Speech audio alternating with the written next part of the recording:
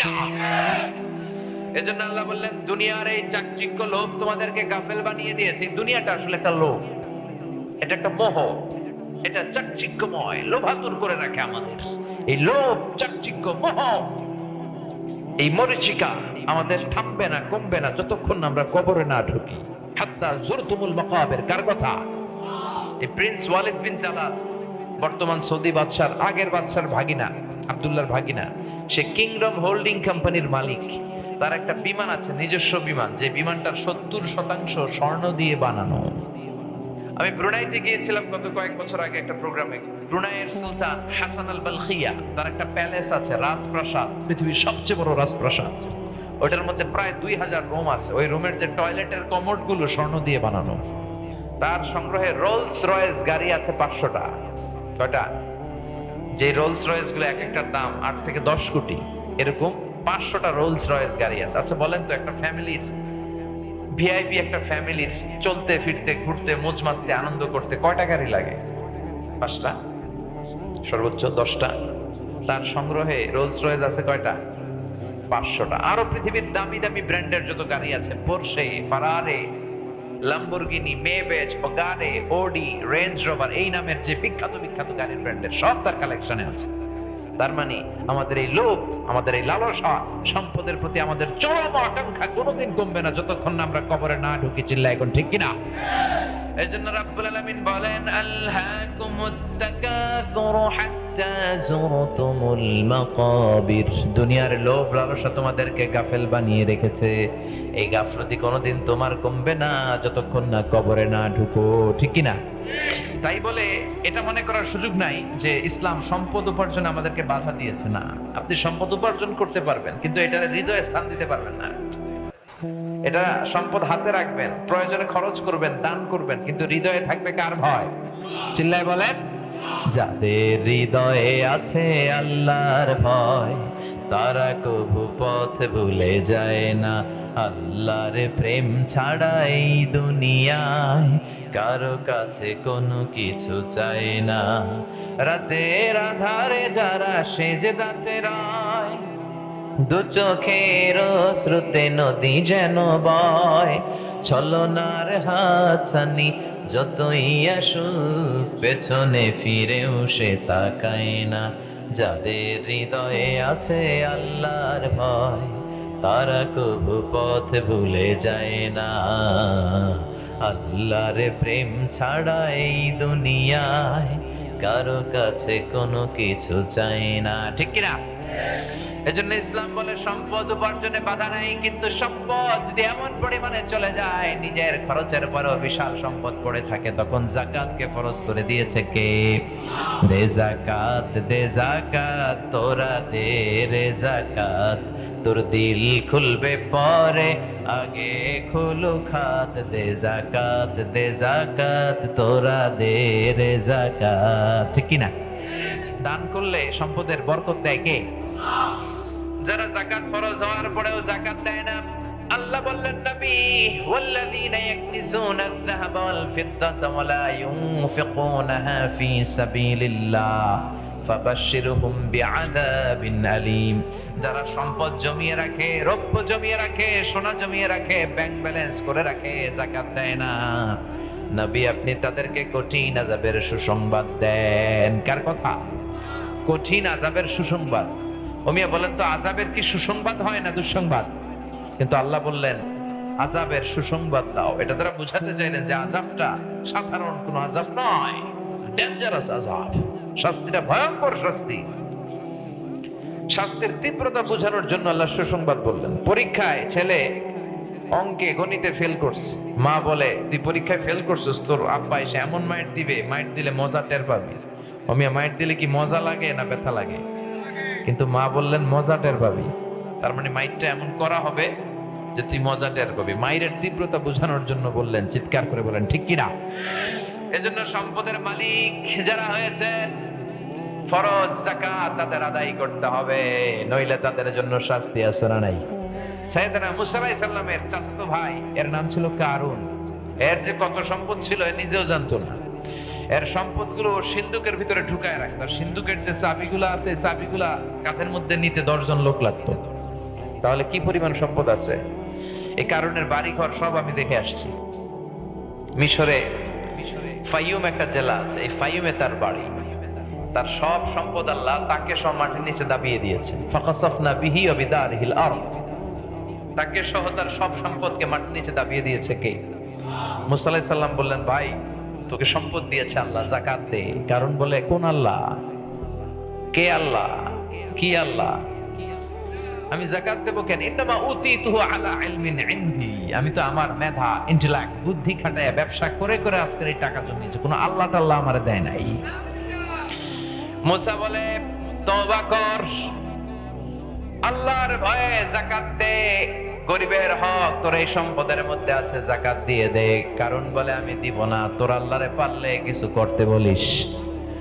আল্লাহ বললেন, মুসা কিছুক্ষণ পর কারণকে আযাব এসে পাকড়াও করবে।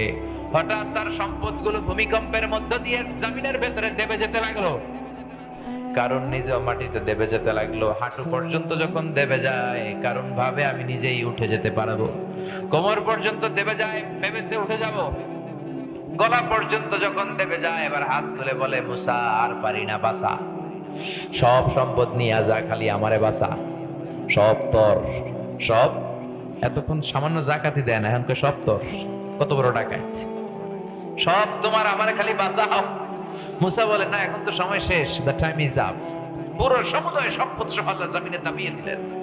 বহাইরা কারুন হয়ে গিয়েছে, এখন সেখানে লেক, ছোট্ট নদী, ছোট্ট সাগরের মতো। আমি নিজেও এটা দেখে এসেছি। এজন্য যারা সম্পদশালী হওয়ার পরেও যাকাত দিতে চান না, তারা কারণের কথা মনে রাখতে হবে। চিল্লায় বলেন ঠিক কিনা? যেই কারণকে আল্লাহ সম্পদ সহ জামিনে দাবিয়ে দিলেন, ওই আল্লাহ তো এখন নাই। এতদিনও আছে। ওই আল্লাহর বয়স হয়ে গেছে না, বুড়ো হয়ে গেছে, এখন কুজো হয়ে হাঁটে, লাঠি লাগে, চোখে কম দেখে। যে কারণে আল্লাহ শাস্তি দিলেন, ওই আল্লাহর ক্ষমতা, শক্তি সব আগের মতো অটুট, আচ্ছা নাই। এজন্য ফি আমওয়ালিহিম হাক্কুন লিসাইলি ওয়াল মাহরুম, আল্লাহ বললেন, যারা ধনী হয়েছে তোমাদের ধন আর সম্পদের মধ্যে গরিবের জন্য একটা অংশ আছে না নাই? এটা হক। আপনি যারা যাকাত দিলেন, আপনি তার প্রতি কোনো দয়া দেখান নাই, বরং সে যাকাত আপনার কাছ থেকে নিয়ে আপনারে দয়া করে গেছে। কথা কন? আমি ধনী, আমার উপর যাকাত দেওয়া কি ফরজ, কিন্তু আমি গরিব, আমার যাকাত খাওয়া কি ফরজ? খাবো না আমি যাকাত, রোজা রাখবো, আছে না নাই এরকম গরিব? তো আমার কিন্তু ফরজটা আদায় করতেই হবে। তার নেয়াটা ফরজ না, সে নিয়ে যে আমার ফরজ আমাদের আদায়ে সহযোগিতা করলো, সে আমাকে করুণা করেছে, সে আমাকে দয়া দেখিয়েছে। কিন্তু দেখেন, এই যাকাত দেওয়ার নামে যাকাতের শাড়ি দেয়, লুঙ্গি দেয়, এদেশে আছে না নাই?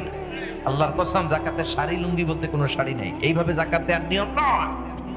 যাকাত দিতে হবে দারিদ্রতা বিমোচনের জন্য। এমন ভাবে আপনি একটা লোককে যাকাত দিবেন বা কর্মসংস্থানের ব্যবস্থা করে দিবেন, আর কোনোদিন সেজন্য যাকাতের লাইনে যে ফরিয়াদ না করে, আর কখনো যে কারো কাছে হাত না পাতে। কিন্তু এরকম অনেক ভিআইপি, সিআইপি, বিজনেস ম্যাগনেট আছে, শিল্পপতি আছে, যারা অ্যানাউন্সমেন্ট দিয়ে দেয়, ফেব্রুয়ারি মাসের অমুক তারিখ আমার ওই বাংলো বাড়ির সামনে তোমরা ফকিরের মতো আসবা, যাকাতে শাড়ি দিয়ে দিব একটা করে। আর ওই শাড়ি নেওয়ার জন্য পদপৃষ্ট হয়ে মানুষগুলো মারাও যায়, এরকম আছে না নাই? কিয়ামতের দিন ওই ভিআইপি কে আল্লাহর সামনে দাঁড়িয়ে জবাবদিহিতা করতে হবে। এজন্য রব্বুল আলামিন বলেন, আল্লাকুমুত তাকাসুরু হাত্তা যুরতুমুল মাকাবির, দুনিয়ার লোভ লালসায় পড়ে থেকো না, এই দুনিয়া জীবন থাকবে না, ঠিক কি না? আমরা জানি যে আমরা থাকবো না, এরপরও আমরা মানতে চাই না, বুঝতে চাই না। আমার বলে আমরা চিৎকার করতে পছন্দ করি। কেউ যদি বলে, ভাইজান এত সুন্দর বাড়ি কার বাড়ি? আমরা বলি আমার বাড়ি। কেমন করে আপনার বাড়ি? এই বাড়িতে আপনার বাবা যখন থাকতো, আপনার বাবাও বলতো এটা আমার বাড়ি। আপনার দাদা যখন এই বাড়িতে বসবাস করতো, আপনার দাদাও বুক ফুলিয়ে সবার কাছে বলতো এটা আমার বাড়ি, ঠিক কিনা? আপনি বললে আপনার ছেলে বলবে আমার বাড়ি, ছেলে বললে নাতি বলবে আমার বাড়ি। বাড়ি একটা কত মানুষ দাবি করছে দেখছেন? পরের জায়গা পরের বাড়ি, ঘর বাঁধিয়ায় আমি রই, আমি তো সেই ঘরের মালিক নই। পরের জায়গা পরের বাড়ি, ঘর বাঁধিয়ায় আমি রই, আমি তো সেই ঘরের মালিক নই, ঠিক কিনা? এই জন্য এই দুনিয়াটা হচ্ছে মরিচিকা, ধোঁকা, ধোঁকার মায়া চলে আমরা আবদ্ধ। এই পুরো দুনিয়ার উদাহরণ হচ্ছে চারটা স্বর্ণের টুকরা, তিনটা লাশের মতো। স্বর্ণের টুকরা কয়টা? চিল্লায় বলেন, সবাই বলেন, আরো জোরে বলেন, কয়টা? লাশ তিনটা, জোরে কোন কয়টা? তিন বন্ধু কর্মসংস্থানের উদ্দেশ্যে বেরিয়েছে। পথিমধ্যে তিন বন্ধু গুপ্তধন পেয়েছে, 4টা বড় বড় স্বর্ণের টুকরা পেয়ে তো মহা খুশি। হায় হায়, বড়লোক হয়ে গেলাম আমরা, আজীবন খাইলেও শেষ হবে না, মহা খুশি। তিন বন্ধু এবার বলতেছে, একজন বাজারে যায়, যে কিছু রুটি আর খাবার কিনে নিয়ে আয়, খাওয়া দাওয়া করে আমরা ভাগ বটরা করবো। একজনের রুটি আনতে পাঠায়, দুইজন মিলে ভাবতেছে ওইটারে যদি মাইরা ফেলতে পারি তাহলে তার ভাগ বটরার কোনো বিষয়ই না। মোট 4টা, তুই নিবি 2টা, আমি নিব 2টা, কেল্লা ফতে, খেলা খতম। আর যে রুটি কিনতে গিয়েছে বাজারে, ও মনে মনে ভাবে রুটিতে বিষ মিশায় নিব, বিষ মাখানো রুটি 2টারে খাওয়াইয়া শেষ, আমি সবলে দৌড়। যেমন চিন্তা তেমন কাজ, রুটিতে বিষ মাখিয়ে নিয়ে এসে বন্ধুদেরকে দেওয়ার পরে দুইজন বন্ধু মিলে ওইটারে মারা শুরু করছে। কয় মারস কেন? কয় তোরে মাইরা ফালামু। ওইটারে মারতে মারতে মারতে মারতে শেষ। এবার 2টায় কয় ওইটারে মারছি, অনেক ক্ষুধা লাগছে, আয় খাইয়া লই। বিষ মাখানো রুটি খেয়ে 2টাও শেষ। 4টা স্বর্ণের টুকরা স্বর্ণের জায়গায় পড়ে আছে, লাশগুলা পড়ে আছে, নেওয়ার কেউ নাই। হাদিহি মাসাল হায়াতিদ দুনিয়া, এটাই দুনিয়ার জীবনের দৃষ্টান্ত। এজন্য বিশ্বনবী বলেন, লাউ আন্না লিকুল্লি ইবনি আদম ওয়াদিয়ান মিন যাহাব, দুনিয়ার প্রত্যেকটা মানুষকে যদি আল্লাহ একটা স্বর্ণের পাহাড়ের মালিক বানিয়ে দেয়, আহাব্বা ইয়াকুনা লাহু ওয়াদিয়ান, সে চাবে আরেকটা স্বর্ণের পাহাড়ের মালিক কেমন করে হওয়া যায়, যদিও তার লাগবে না, ঠিক কিনা? ওয়ালা ইয়ামলা আফাহু ইল্লা তুরাব, কবরের মাটি ছাড়া কোনো কিছুই তার মুখটারে ভরতে পারবে না, ঠিক কিনা? স্বর্ণের পাহাড় দেখছেন কোনোদিন? হ্যাঁ, পিছনের ওনারা দেখছে মনে হয়, দেখছেন নি? দেখেন নাই? দেখি নাই আমরা কেউ। তো একটা স্বর্ণের পাহাড়, এটা কি আমার 14 গোষ্ঠী খাইয়া শেষ করতে পারুন? তো আমার আরেকটা লাগবে কেন? কি অভ্যাস? আল্লাহুম্মা তাকাসুর, খালি আরো চাই, আরো লাগবে, আরো আরো দাও। এই মানুষের চাওয়ার কোনো কমতি নাই। এই চাইতে চাইতেই তোমাদেরকে কবরে যেতে হবে। হাত্তা যুরতুমুল মাকাবির, কবরে তোমাদেরকে ঢুকতে হবে, বাঁচার কোনো রাস্তা নাই, সবাইকেই যেতে হবে, ঠিক কিনা? এই পৃথিবীতে কেউ থাকতে আসে নাই। এমনকি কেউ আছেন যে বলতে পারবেন, হুজুর আমি যাব না এই পৃথিবী থেকে, আমি বেঁচে থাকবো? আছেন কেউ? সবাইকে চলে যেতে হয়েছে, নবীরাও বাঁচে নাই, ঠিক কিনা? রব্বুল আলামিন মালাকুল মাউতকে বলবে, ও মালাকুল মাউত, পৃথিবীর সব মানুষগুলোরে মেরে ফেলো। মালাকুল মাউত সবাইরে মেরে ফেলবে। আল্লাহ বলবেন, এবার জিনদেরকে মেরে ফেলো, জিনদেরকেও মেরে ফেলবে। আল্লাহ বলবে, ইয়া মালাকুল মাউত আখবিরনি মান ইয়াবকা, আমারে তুমি বলে দাও আর কে বেঁচে আছে। মালাকুল মাউত বলবে, কেউ নাই, মানুষও নাই, জিনও নাই, খালি ফেরেশতা। আল্লাহ বলবেন, সব ফেরেশতাগুলোরও মেরে ফেলো, সব ফেরেশতাদেরকে মেরে ফেলা হবে। আল্লাহ বলবে, ইয়া মালাকুল মাউত আখবিরনি মান ইয়াবকা, এবার বলো কে আছে? মালাকুল মাউত বলবে, আল্লাহ কেউ নাই, মানুষ নাই, জিন নাই, ফেরেশতা নাই, শুধু আমরা 4জন ফেরেশতা ছাড়া। চিল্লায়া বলেন কয়জন? জিব্রাইল, ইসরাফিল, মিকাইল আর আমি আজরাইল। আল্লাহ বলবেন, যাও জিব্রাইলের রূহ কবজ করো, মিকাইলের রূহ কবজ করো, ইসরাফিলের রূহ কবজ করো, সব শেষ। এবার আল্লাহ বলবেন, ইয়া মালাকুল মাউত আখবিরনি মান ইয়াবকা, বলো না মালাকুল মাউত এবার আর কে আছে? কেউ নাই, জিব্রাইলও নাই, ইসরাফিলও নাই, মিকাইলও কেউ নাই। ও আল্লাহ কেউ নাই, শুধু আমি আছি আর আপনি আছেন। আল্লাহ বলবেন, ইয়া মালাকুল মাউত, এবার তুই নিজে মর।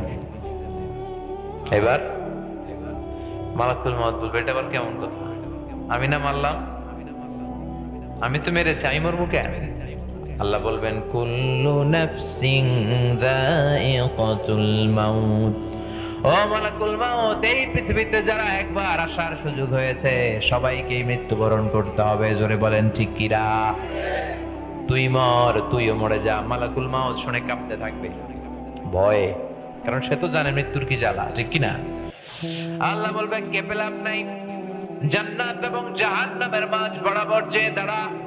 মালাকুল মাউত জান্নাত এবং জাহান্নামের মাঝ বরাবর যে দাঁড়াবে।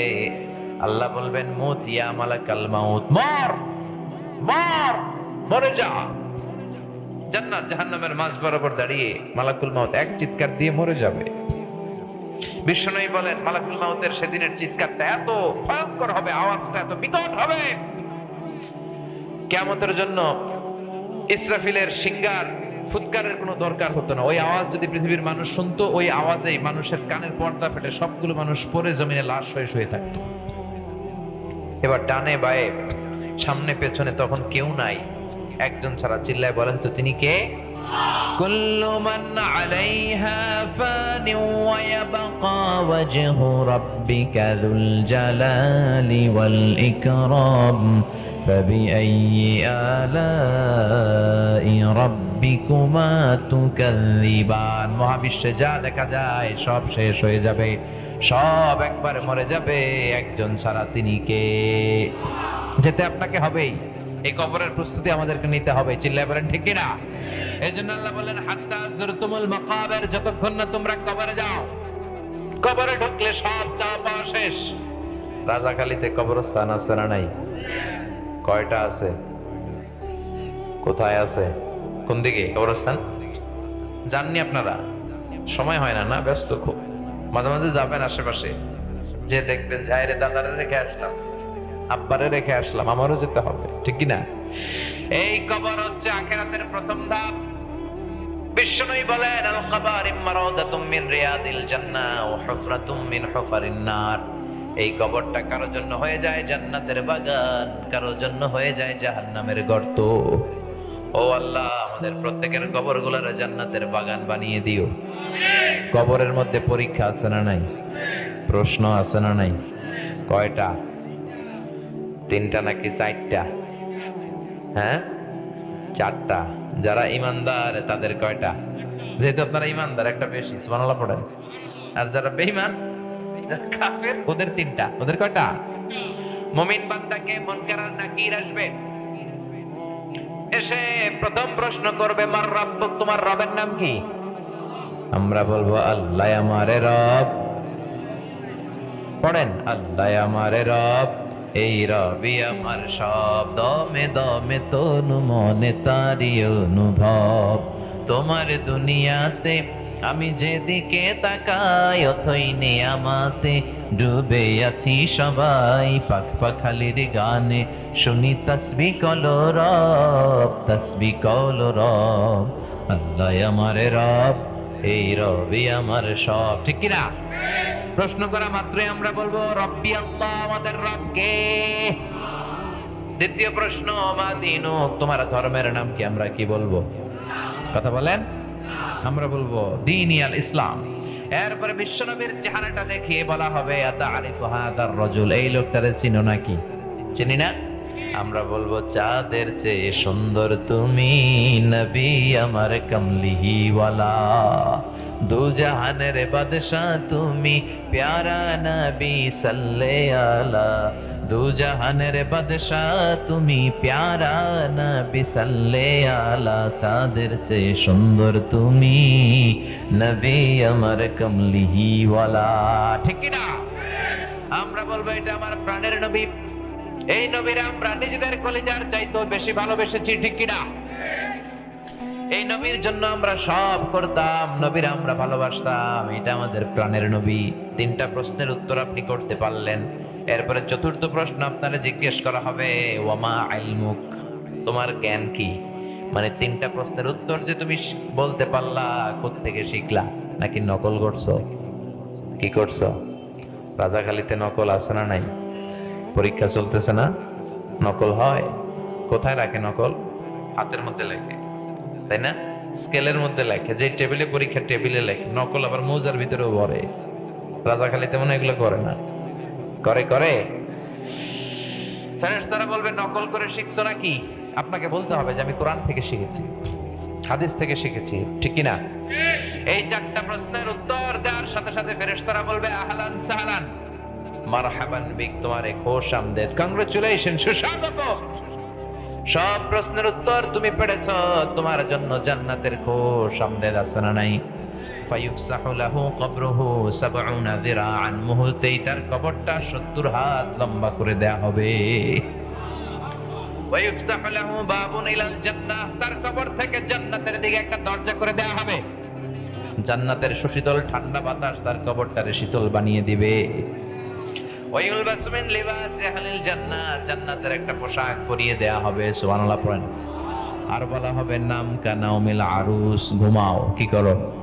বাসর রাতে কনেকে নিয়ে বর যেমনি আরামসে ঘুম দেয়, তুমিও ঘুম দাও। সুবহানাল্লাহ পড়েন।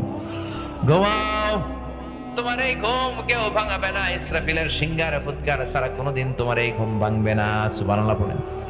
আল্লাহ আমরা যেন সে আরামের ঘুম কবরে দিতে পারি, তৌফিক দাও। ওয়া আম্মাল কাফির ওয়া আলুশ শিমাল, এবার কাফির মুশরিকদের কবরেও যাবে কিরামান কাতিবিন, মালাকান আজরাকান আসওয়াদান, নীলাভ দুটা চক্ষু, কৃষ্ণ বর্ণের, চোখগুলা নীলাভ নীল রঙের, গায়ের রং হবে কালো, দেখতে কেমন দেখা যায়?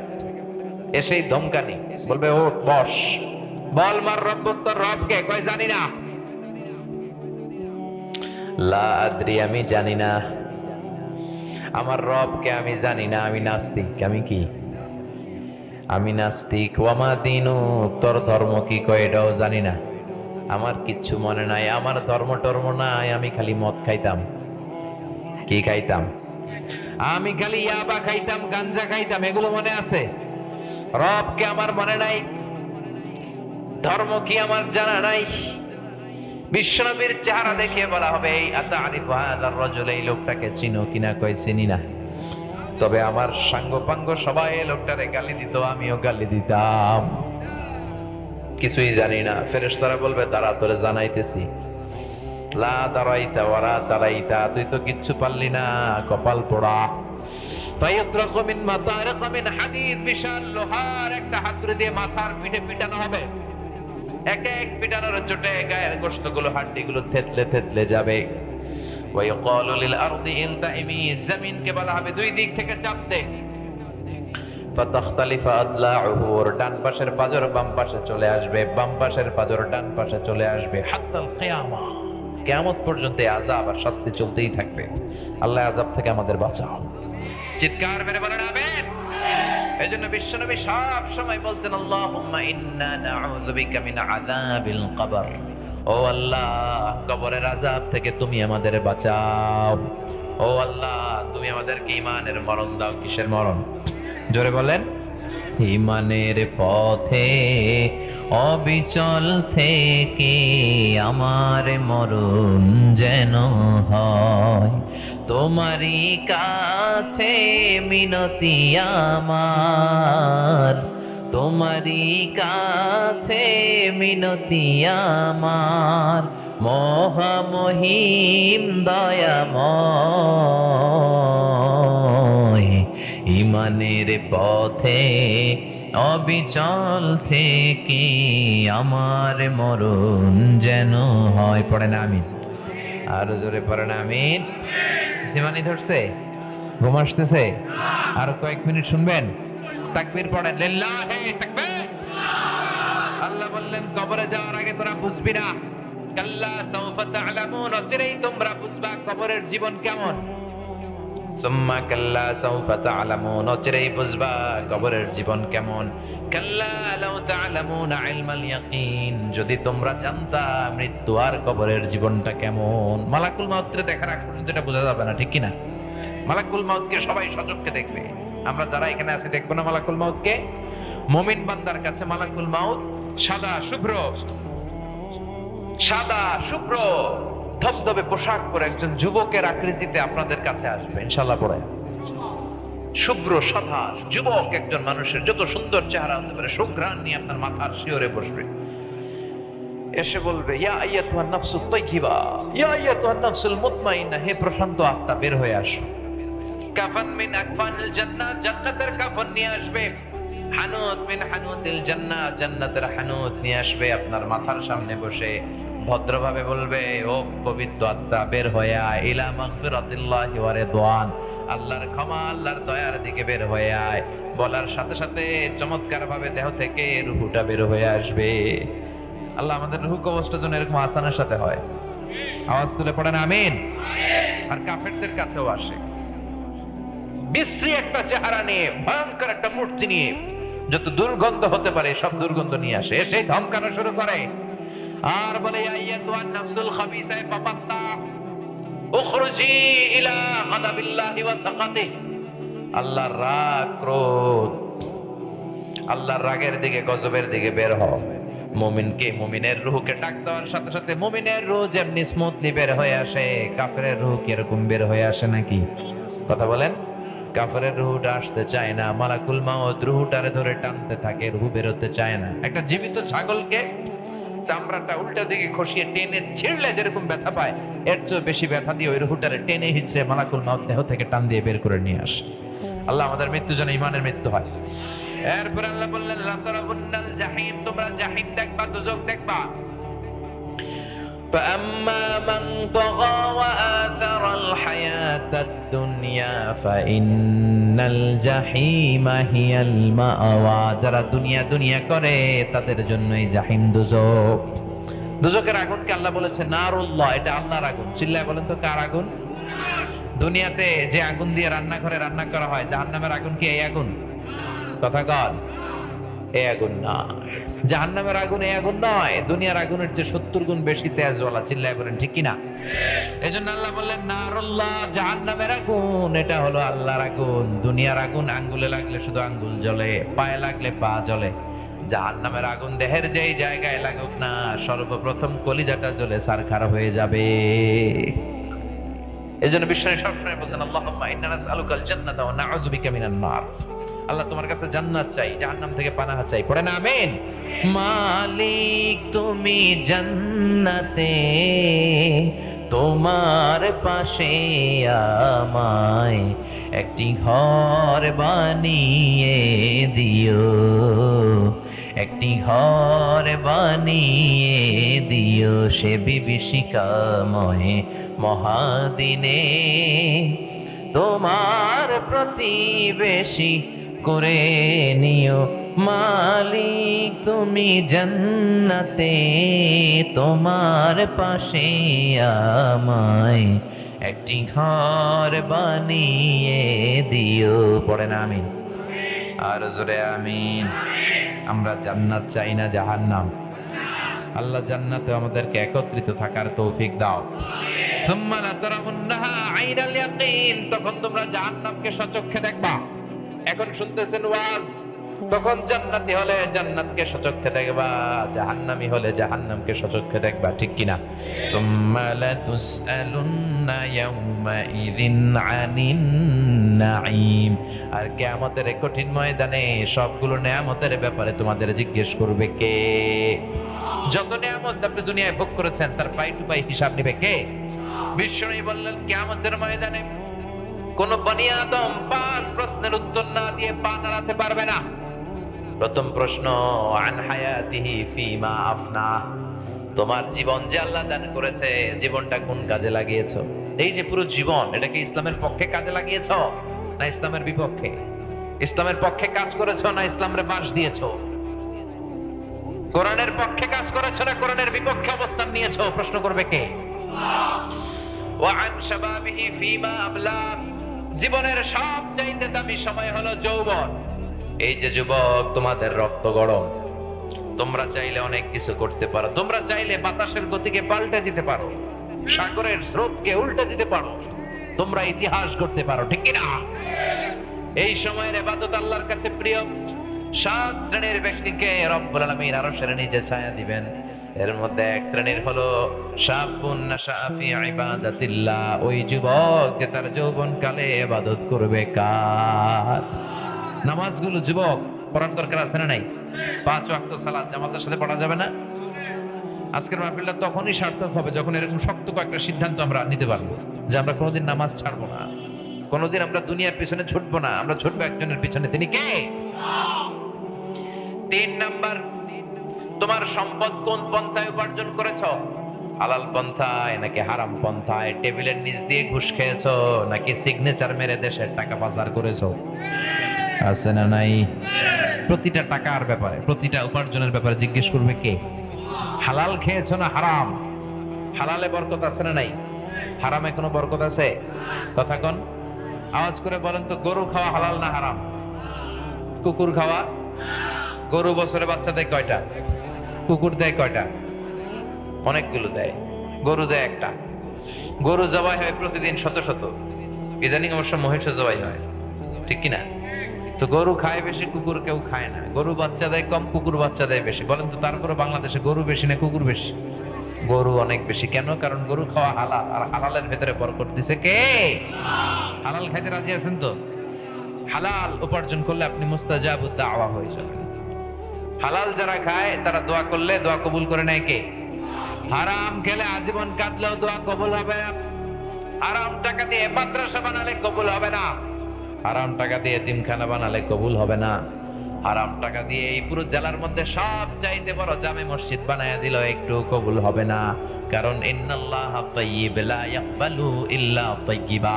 আল্লাহ নিজে পবিত্র, পবিত্র ছাড়া কোনো জিনিস আল্লাহ গ্রহণ করে না। ঠিক কি না? হালাল উপার্জন থেকে একটি টাকা দান করলে এটারে পাহাড়ের সমান উঁচু করে মিজানের পাল্লায় কিয়ামতের দিন উঠাইয়া দিবে কে? হারাম টাকা থেকে 1000 কোটি টাকাও যদি দান করেন, মিজানের পাল্লায় কোনো ওজন হবে নাকি? কথা কন। এজন্য হারামের সাথে আমাদের সম্পর্ক আছে। আমাদের সম্পর্ক কিসের সাথে? হালাল। আমরা সবকিছু হালাল পন্থায় করব। রাজি আছেন? কিভাবে উপার্জন করলা প্রশ্ন করবে কে?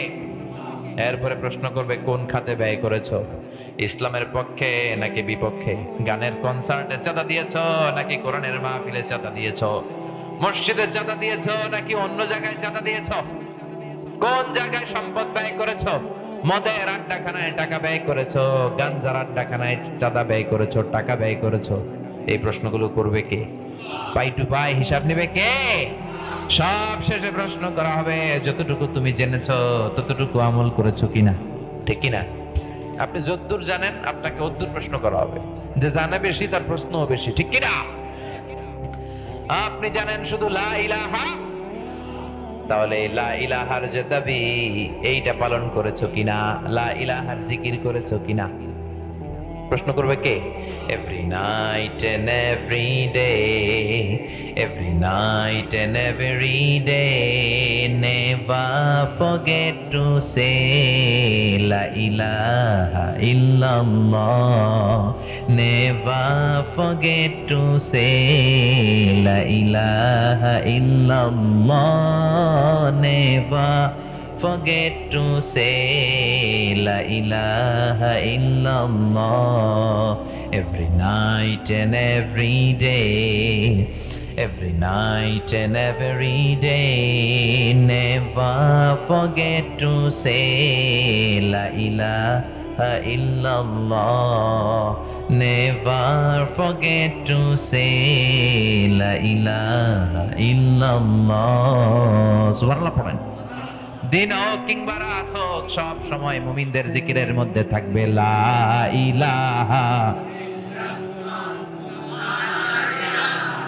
লা ইলাহা ইল্লাল্লাহু মুহাম্মাদুর রাসূলুল্লাহ সাল্লাল্লাহু।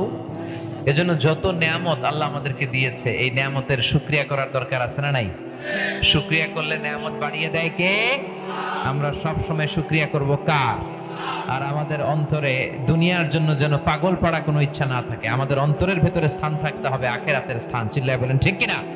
আল্লাহ আমাদের সবাইকে কথাগুলো বোঝার ও আমল করার তৌফিক দান করে। আমরা পড়ি আমিন। মাহফিল করতে গিয়ে আমরা বিভিন্ন প্রশ্নের সম্মুখীন হই। আপনার কাছে জানতে চাচ্ছি মাহফিল কেন করা হয়? মাহফিল কমিটির কয়েকজন সদস্য মারা গেছেন, তাদের জন্য দোয়া। এই মাহফিলগুলো আমাদের জন্য রহমত। ঠিক কিনা? এই কোরআন শোনার সুযোগ আমাদের হয় না। আমাদের এই বাংলাদেশেই এটা